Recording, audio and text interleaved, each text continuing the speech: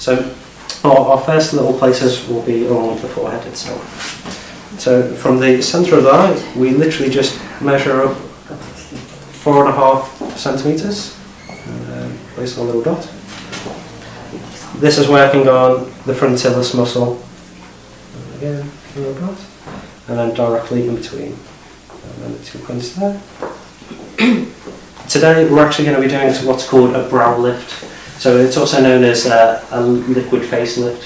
So we have accessory side muscles along here, and if we choose not to inject these, then the central band of muscle can no longer contract, but this can still raise. So what that does is it raises the eyebrow just a touch and gives the effect of an actual facelift, but it doesn't involve any knives or surgical procedure. So it's really quite a gentle way to just raise that eyebrow just a touch.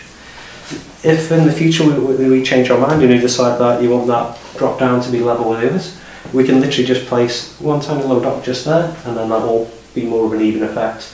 So it's something that you can choose to have done, or you can change your mind at a later point and then put it back to the way it originally was. So it gives you options. Our next little points, if you look just straight ahead, and then if you can scrunch your eyebrows together. Okay. And then you relax again.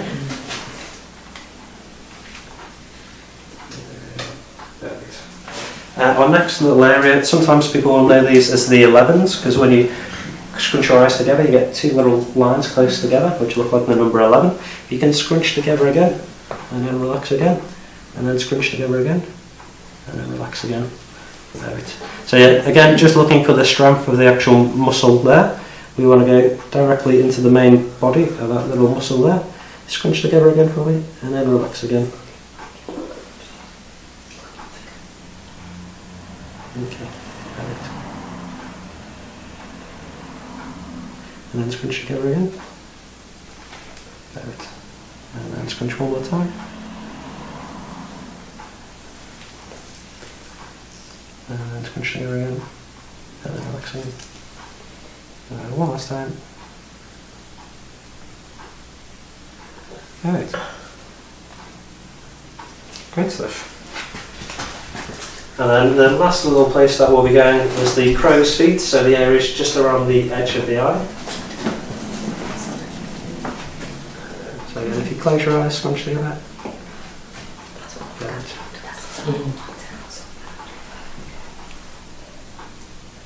Relax again.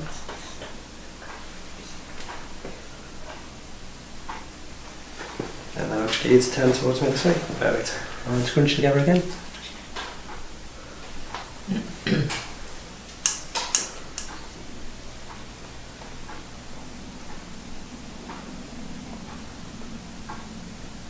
And then you relax again. Perfect.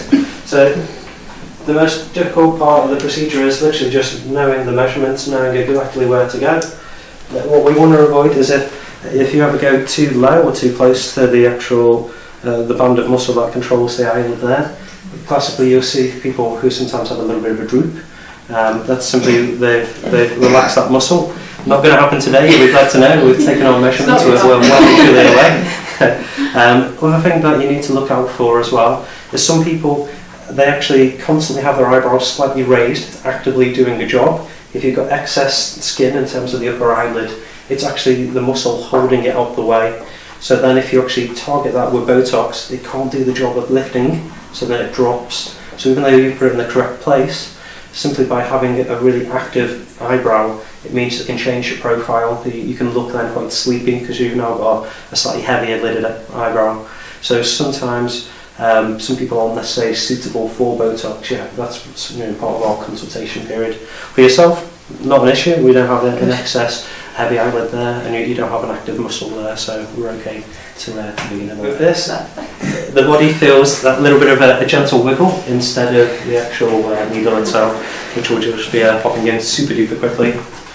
In terms of the needles themselves, they are tiny. They're literally, I'm not sure if people can see that, the size of a hair, and really diddy. And on the forehead, this only goes in about a third of the way through. If we were to compare that against a dental needle, originally I was a dentist before becoming a specialist in this area, dental needles are about that long, and they're about 4 times the width. So often people, they hear the word needle and they get a little bit anxious, but it's a completely different thing. This is so quick, so easy.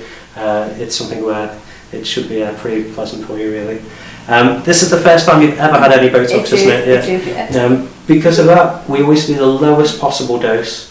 What we do is, in 2 weeks' time, we invite you back and we check to see how the distribution of muscle has been affected.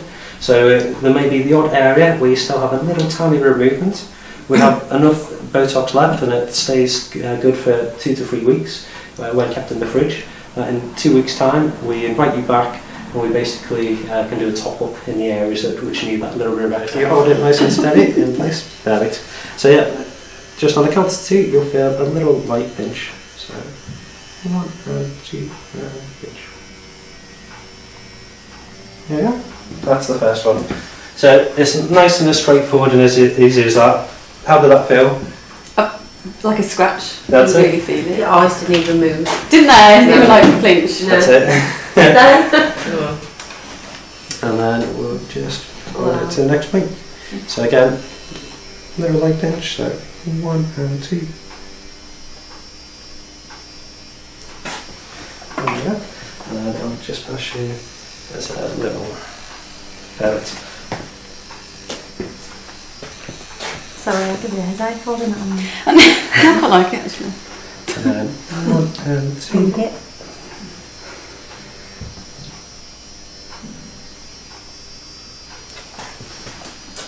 I didn't even feel that one. Did that go in? That's it, yeah.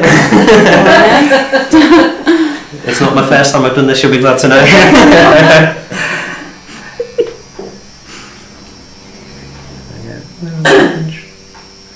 It's a great thing about it being your dentist or your doctor who does it, is that basically we'll give God knows how many injections every day of the week, whereas if it's a beautician or someone, you're probably more likely to feel it.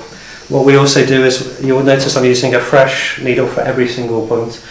Every time you use a needle, when you take it out and put it back in, it actually slightly bluntens it, and if you look at it under a microscope, after 3 uses of the same needle, it actually gets a little hook on it. So when you take it out, it tears the skin, which means you're much more likely to bruise or to feel it.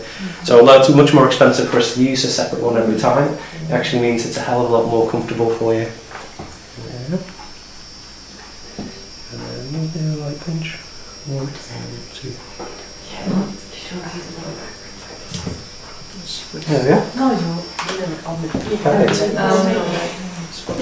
Yeah. So then we'll just drop down onto these ones. So here. She's always done it before. 1 and 2 and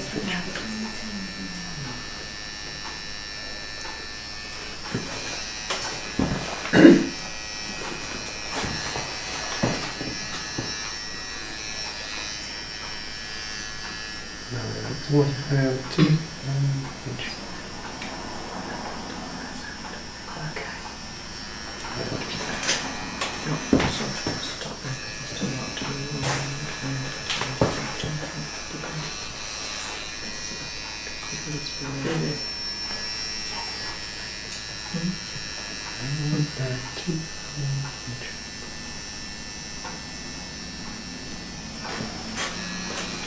So as you can see, it's nice and quick. It's not something that you'll be in the chair for days kidnapped away. It'll just be a case of little gentle placements.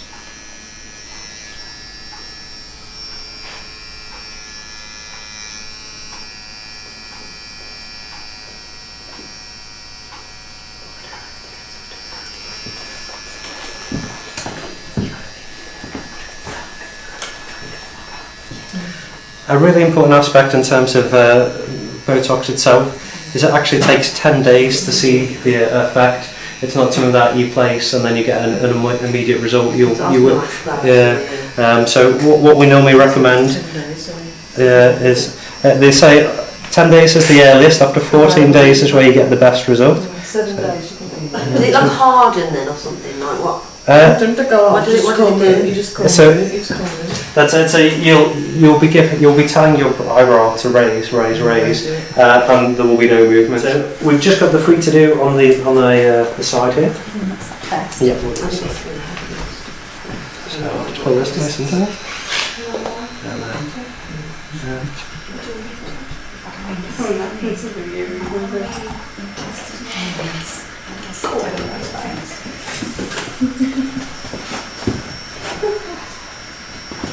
so yeah, I must admit, no more work upstairs, and I've got a little side tray on my chair. I can just grab it. So it's a little bit interesting today. One and two and inch.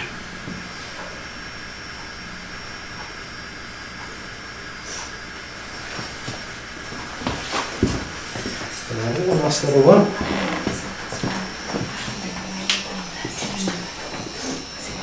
So you'll see here, I'm protecting the eye with my finger, stretching the skin out nice and taut so it's nice and comfy.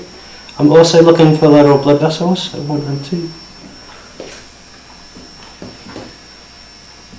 Around the eye is the area most likely to potentially cause a little bruise just because there are more blood vessels in the area. We've done our best to avoid them there. I don't think, normally you'll know because it'll bleed a lot more when you come out if you're in a blood vessel. But the reason you probably felt a little bit more tension, I was eagle-eyed, having a little look, making sure we're looking after you there. Good. So, just 3 more to do if you turn this way a little bit for me. Perfect. Great stuff. So again.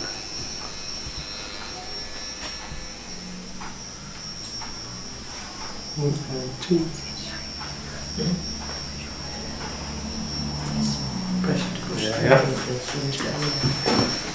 So yeah, often you'll see it's shaking a little just because my little vibrator stick tends to shake me around and touch you. As you can probably feel, we go in nice and neat in one motion. Put it nice and taut. And then 1 and 2. I'll normally go near my little white markings, but I won't go directly into them. Sometimes you'll see if people have used a black pen, and if you go straight in, you can push the eyeliner below the surface of the skin, and you can give them a little eyeliner tattoo, a little black mark. Wow. That's why we use white, because if it pushes in, it wouldn't show. But also, I put it, and I always go slightly away from it, just to make sure we're not going to cause any complications. And then last little one, so 1 and 2 and a little pinch. I'm a firm believer the only time people should have a surprise is on their birthday, when someone jumps out of the cake. So that's why I always cut me down on 1 and 2. And there we are. Nice and straightforward. We'll just put our little cleanser on again. So you'll see the area we did to begin with. Immediately after treatment, it literally just resembles a little lump. And then it starts to, on the forehead here, the one places which were first done, you could barely really see that that's actually been done. On the areas which we've done a little bit more recently, you can see those little tiny welts, little tiny lumps. To get the best possible result, we recommend for the next 3 hours or so, every half an hour, just raise the eyebrows, scrunch the eyebrow, raise the eyebrows, scrunch the eyebrow, do that 5 or 6 times.